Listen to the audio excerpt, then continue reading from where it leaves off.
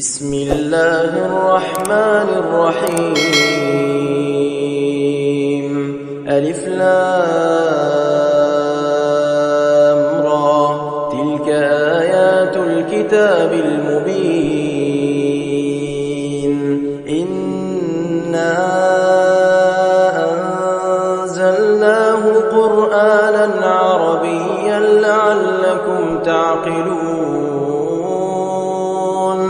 نحن نقص عليك أحسن القصص بما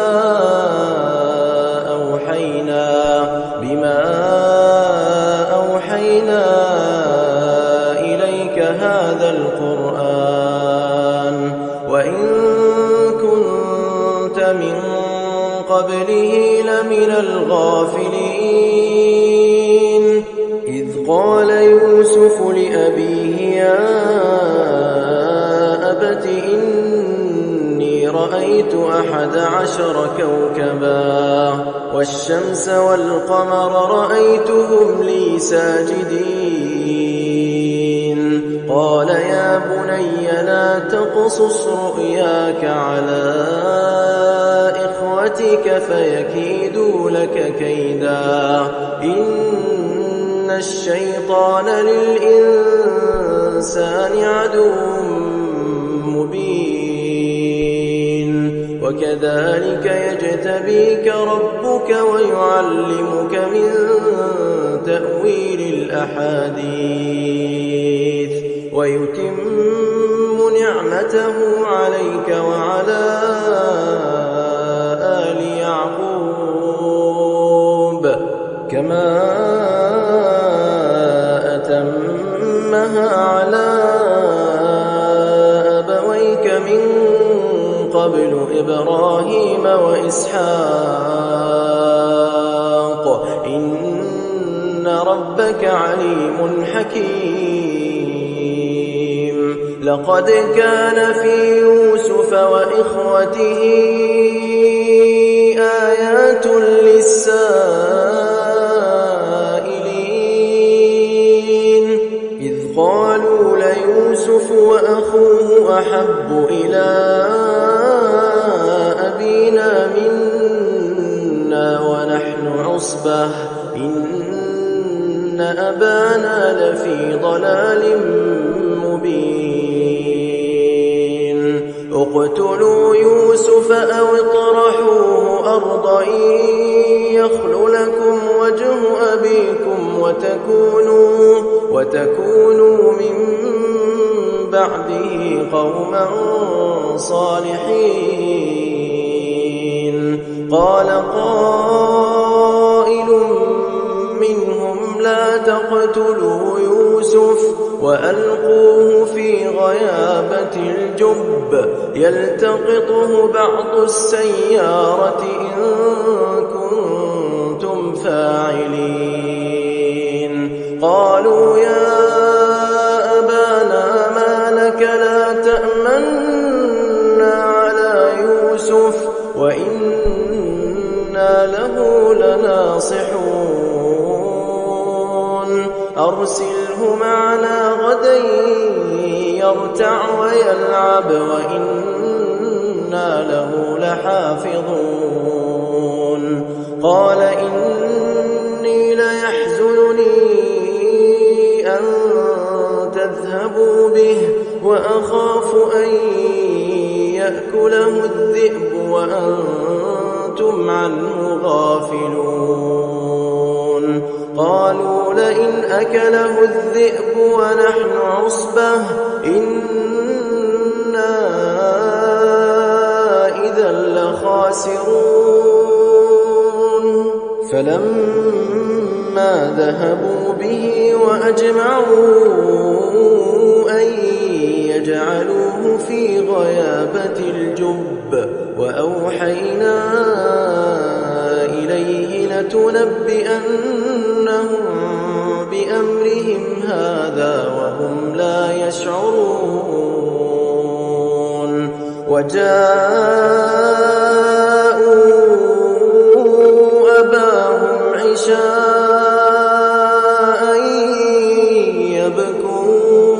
يبكون. قالوا قالوا يا أبانا إنا ذهبنا نستبق وتركنا يوسف عند متاعنا فأكله الذئب وما أنت بمؤمن لنا ولو كنا صادقين وجاءوا على قميصه بدم كذب قال بل سولت لكم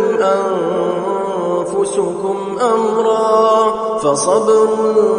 جميل والله المستعان على ما تصفون وجاءت سيارة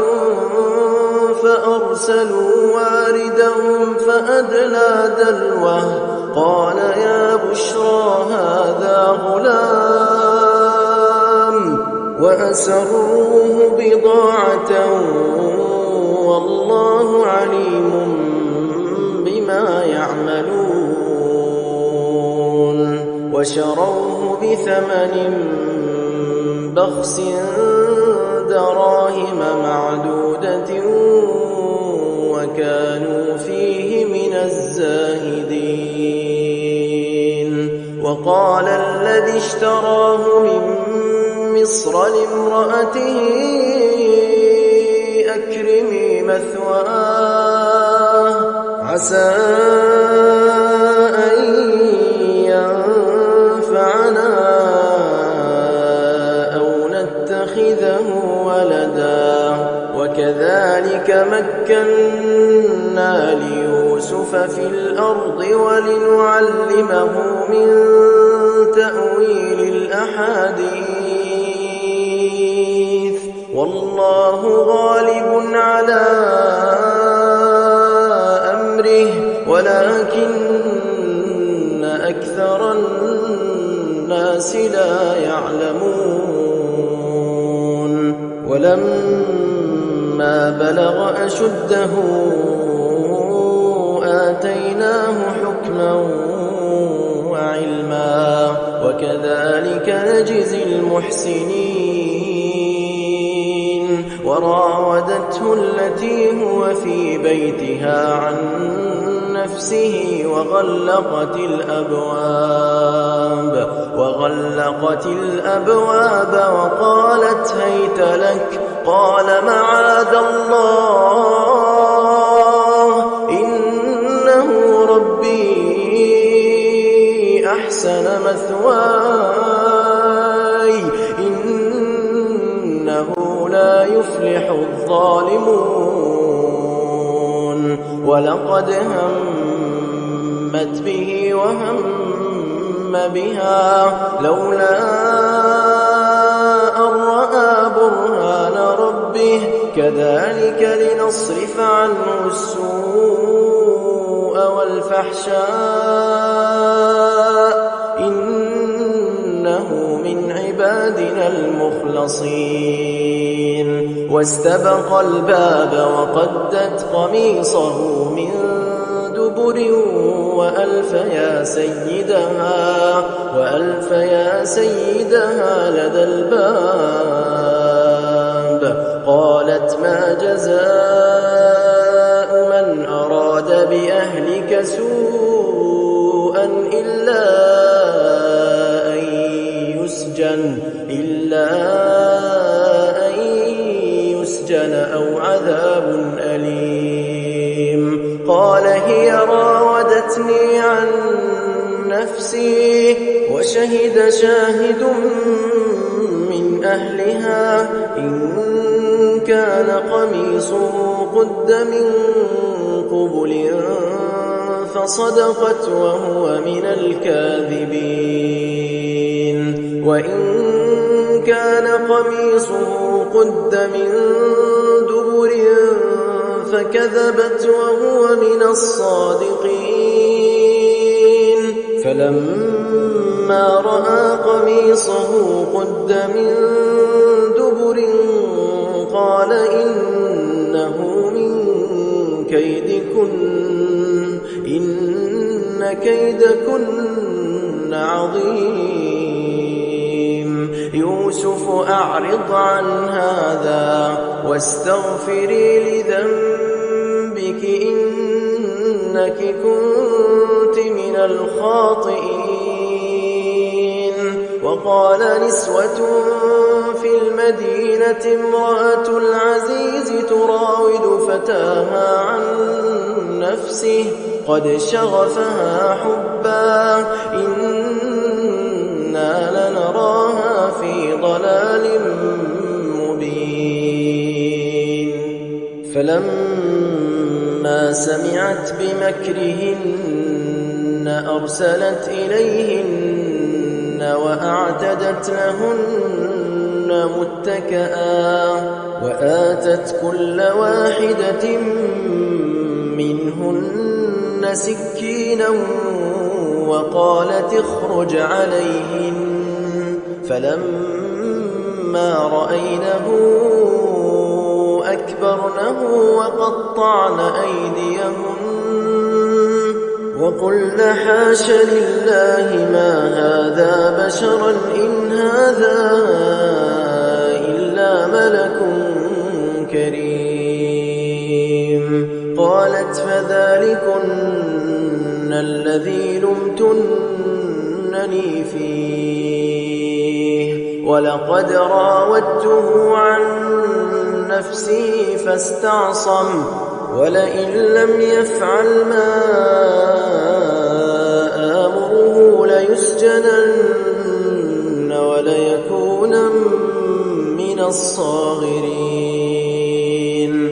قال رب السجن أحب إلي مما يدعونني إليه وإلا تصرف عني كيدهن أصب إليهن وأكن من الجاهلين. فاستجاب له ربه فصرف عنه كيدهن إنه هو السميع العليم. ثم بدا لهم من بعد ما رأوا الآيات ليسجننه حتى حين. ودخل معه السجن فتيان قال أحدهما إني أراني أعصر خمرا وقال الآخر إني أراني أحمل فوق رأسي خبزا تأكل الطير منه نبئنا بتأويله إنا نراك من المحسنين. قال لا يأتيكما طعام ترزقانه إلا نبأتكما بتأويله قبل أن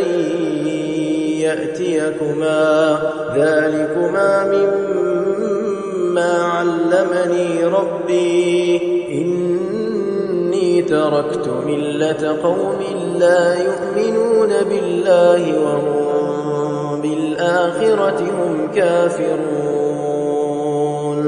واتبعت ملة آبائي إبراهيم وإسحاق ويعقوب ما كان لنا أن نشرك بالله من شيء ذلك من فضل الله علينا وعلى الناس ولكن أكثر الناس لا يشكرون. يا صاحبي السجن أأرباب متفرقون خير أم الله الواحد القهار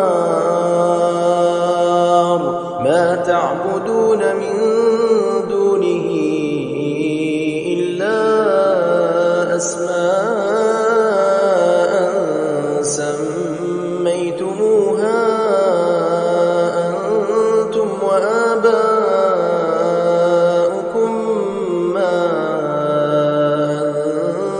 أنزل الله بها من سلطان إن الحكم إلا لله أمر ألا تعبدوا إلا إياه ذلك الدين القيم ولكن أكثر الناس لا يعلمون يا صاحبي السجن أما أحدكما فيسقي ربه خمرا وأما الآخر فيصلب فتأكل الطير من رأسه قضي الأمر الذي فيه تستفتيان وقال للذي ظن أنه ناج منهما اذكرني عند ربك فأنساه الشيطان ذكر ربه فلبث في السجن بضع سنين وقال الملك إني أرى 7 بقرات سمان يأكلهن 7 عجاف و7 سنبلات خضر وأخر يابسات يا أيها الملأ أفتوني في رؤياي إن كنتم للرؤيا تعبرون قالوا أضغاث أحلام وما نحن بتأويل الأحلام بعالمين وقال الذي نجا منهما وادكر بعد أمة أنا أنبئكم بتأويله فأرسلون يوسف أيها الصديق أفتنا في 7 بقرات سمان يأكلهن 7 عجاف و7 سنبلات خضر وأخر يابسات لعلي أرجع إلى الناس لعلهم يعلمون قال تزرعون 7 سنين دأبا فما حصدتم فذروه في سنبله إلا قليلا مما تأكلون ثم يأتي من بعد ذلك 7 شداد يأكلن ما قدمتم لهن إلا قليلا مما تحصنون ثم يأتي من بعد ذلك عام فيه يغاث الناس وفيه يعصرون وقال الملك ائتوني به فلما جاءه الرسول قال ارجع إلى ربك فاسأله ما بال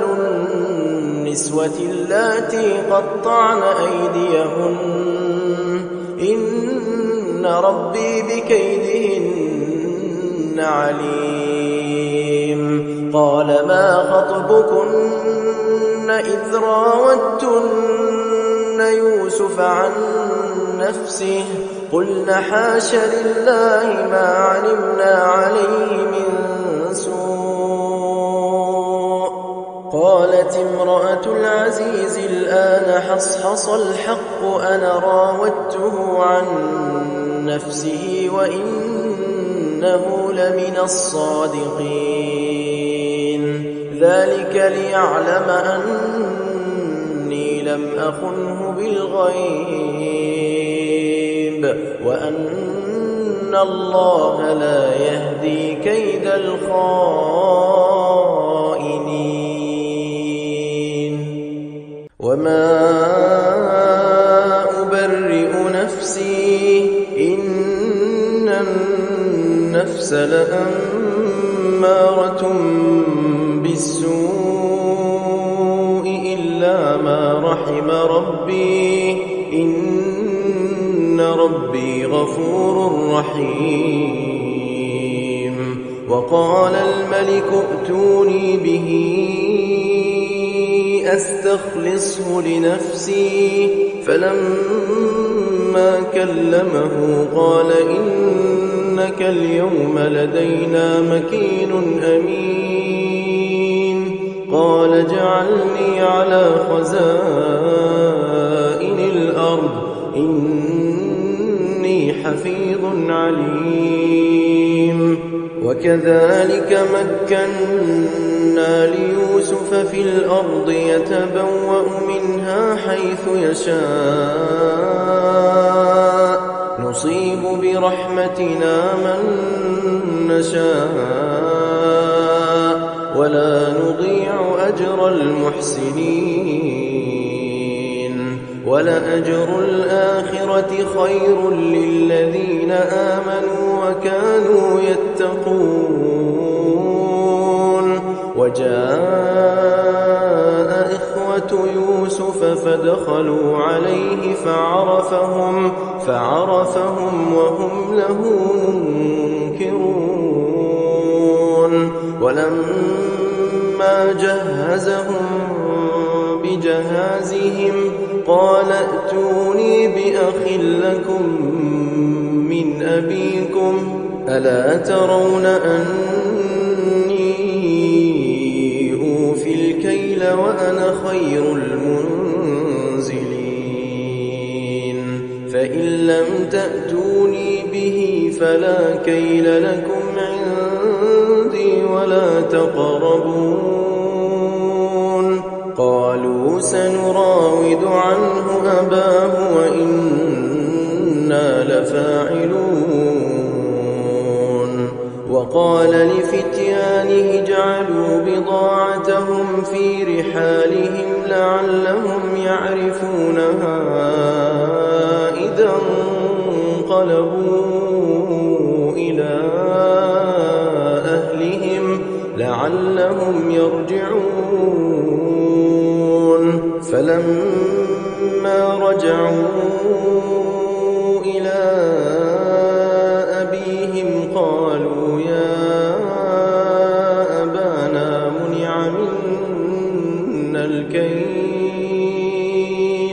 فأرسل معنا أخانا نكتل وإنا له لحافظون. قال هل آمنكم عليه إلا كما أمنتكم على أخيه من قبل فالله خير حافظا وهو أرحم الراحمين. ولما فتحوا متاعهم وجدوا بضاعتهم ردت إليهم قالوا يا أبانا ما نبغي هذه بضاعتنا ردت إلينا ونمير أهلنا ونحفظ أخانا ونزداد كيل بعير ذلك كيل يسير. قال لن أرسله معكم حتى تؤتون موثقا من الله لتأتونني به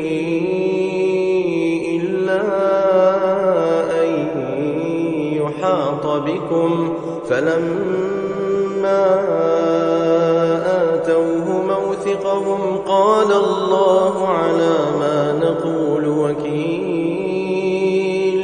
وقال يا بني لا تدخلوا من باب واحد وادخلوا من أبواب متفرقة وما أغني عنكم من الله من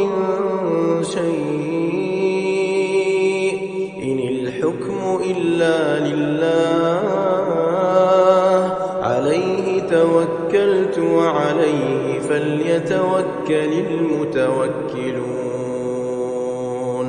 ولما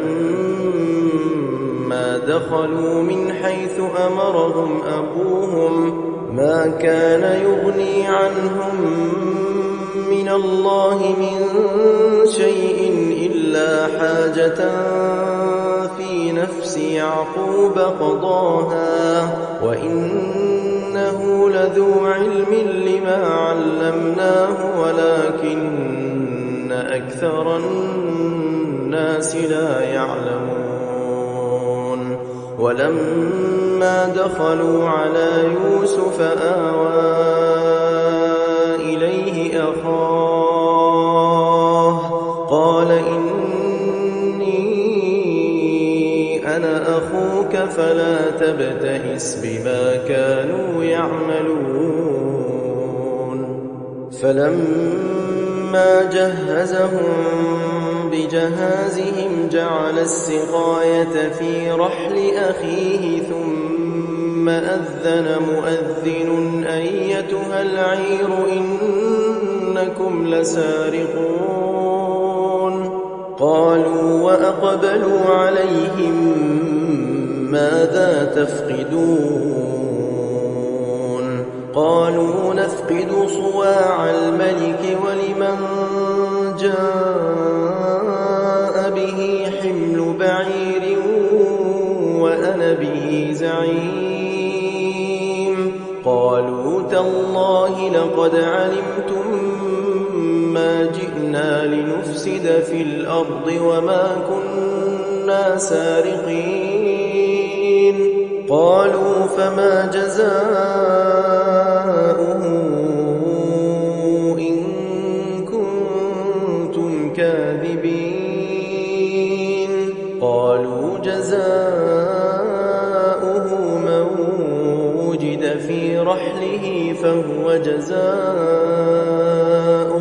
كذلك نجزي الظالمين فبدأ بأوعيتهم قبل وعاء أخيه ثم استخرجها من وعاء أخيه كذلك كدنا ليوسف ما كان ليأخذ أخاه في دين الملك إلا أن يشاء الله نرفع درجات من نشاء وفوق كل ذي علم عليم قالوا إن يسرق فقد سرق أخ له من قبل فأسرها يوسف في نفسه ولم يبدها لهم قال أنتم شر مكانا والله أعلم بما تصفون قالوا يا أيها العزيز إن له أبا شيخا كبيرا فخذ أحدنا مكانه إنا نراك من المحسنين قال معاذ الله أن نأخذ إلا من وجدنا متاعنا عنده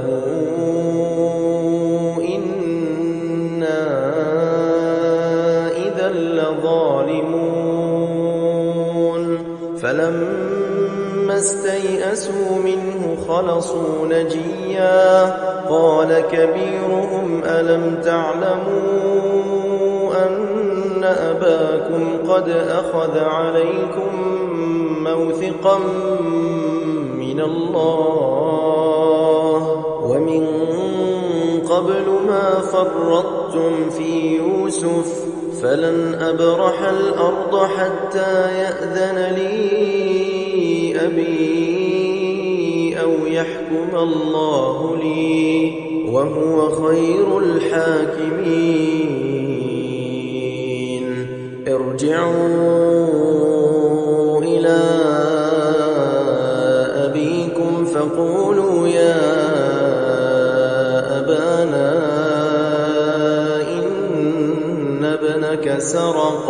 وما شهدنا إلا بما علمنا وما كنا للغيب حافظين واسأل القرية التي كنا فيها والعير التي أقبلنا فيها وإنا لصادقون قال بل سولت لكم أنفسكم أمرا فصبر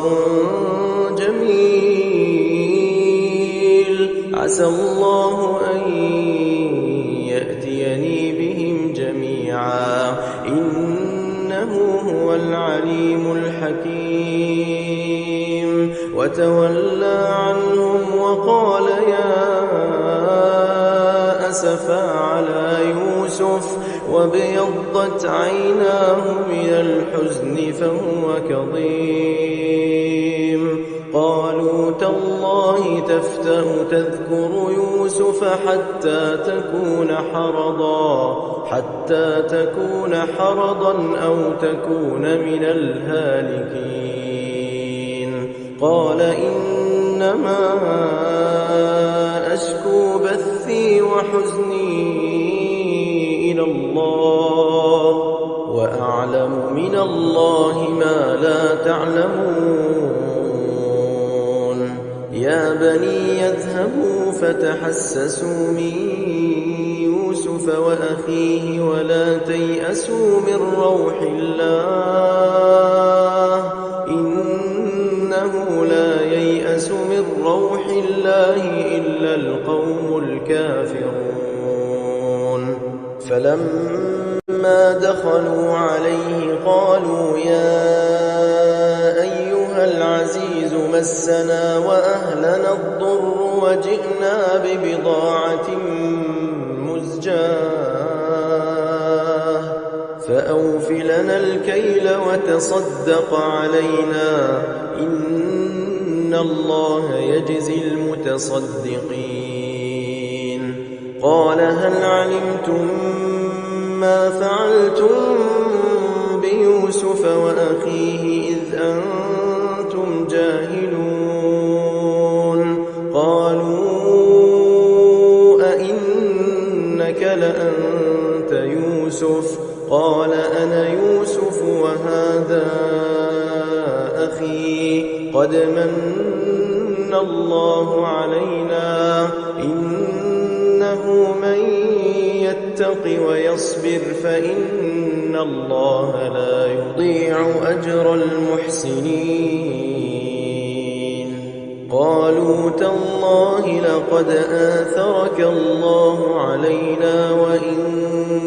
كنا لخاطئين قال لا تثريب عليكم اليوم يغفر الله لكم وهو أرحم الراحمين اذهبوا بقميصي هذا فألقوه على وجه أبي يأت بصيرا وأتوني بأهلكم أجمعين ولما فصلت العير قال أبوهم إني لأجد ريح يوسف لولا أن تفندون قالوا تالله إنك لفي ضلالك القديم فلما أن جاء البشير ألقاه على وجهه فارتد بصيرا قال ألم أقل لكم إني أعلم من الله ما لا تعلمون قالوا يا أبانا استغفر لنا ذنوبنا إنا كنا خاطئين قال سوف أستغفر لكم ربي إنه إنه هو الغفور الرحيم فلما دخلوا على يوسف آوى إليه أبويه وقال ادخلوا مصر إن شاء الله آمنين ورفع أبويه على العرش وخروا له سجدا وقال يا أبت هذا تأويل رؤياي من قبل قد جعلها ربي حقا وقد أحسن بي إذ أخرجني من السجن وجاء بكم من البدو من بعد أن نزغ الشيطان بيني وبين إخوتي إن ربي لطيف لما يشاء إنه هو العليم الحكيم رب قد آتيتني من الملك وعلمتني من تأويل الأحاديث فاطر السماوات والأرض أنت وليي في الدنيا والآخرة توفني مسلما وألحقني بالصالحين ذلك من أنباء الغيب نوحيه إليك وما كنت لديهم إذ أجمعوا أمرهم وهم يمكرون وما أكثر الناس ولو حرصت بمؤمنين وما تسألهم عليه من أجر إن هو إلا ذكر للعالمين وكأي من آية في السماوات والأرض يمرون عليها وهم عنها معرضون وما يؤمن أكثرهم بالله إلا وهم مشركون أفأمنوا أن تأتيهم غاشية من عذاب الله أو تأتيهم الساعة بغتة وهم لا يشعرون قل هذه سبيلي أدعو إلى الله على بصيرة أنا ومن اتبعني وسبحان الله وما أنا من المشركين وما أرسلنا من قبلك إلا رجالا نوحي إليهم من أهل القرى أفلم يسيروا في الأرض فينظروا كيف كان عاقبة الذين من قبلهم ولدار الآخرة خير للذين اتقوا أفلا تعقلون حتى إذا استيأس الرسل وظنوا أنهم قد كذبوا جاءهم